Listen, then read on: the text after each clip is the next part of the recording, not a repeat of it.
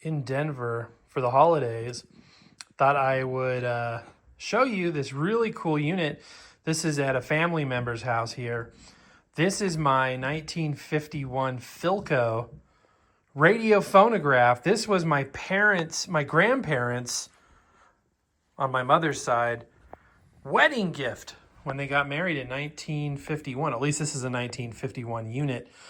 And it's absolutely beautiful. I've had this for many years, long before I got into vinyl records and whatnot. As you can see, the woodwork is immaculate, but wait till you see this. Look how beautiful it looks. It's unrestored. It's in original condition. Look at the glass.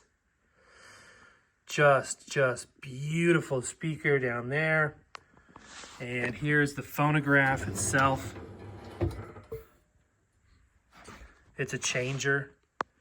A very, very cool unit. Very 50s sort of hammered metal finish. As you can see there, it is 3 speeds. Well, SP, LP, and 45. And then it's got the head shell there. The cartridge is long gone. Or long, it's in there, but it's not working. The switchable stylus there. Rim drive. It's got the stacker spindle on there.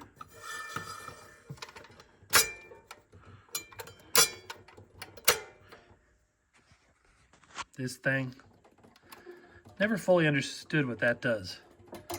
Something to do with the changer functionality, I believe, but just a beautiful unit. Don't have any active plans to restore this. I'm sure that the radio chassis needs a full workover, so it probably has asbestos insulation. It certainly needs new tubes. Capacitors are probably wax. Nice convenient storage space back here for records. Speaker grill down below. Just a beautiful unit. My 1951 Philco radio phonograph, which is living here in Denver.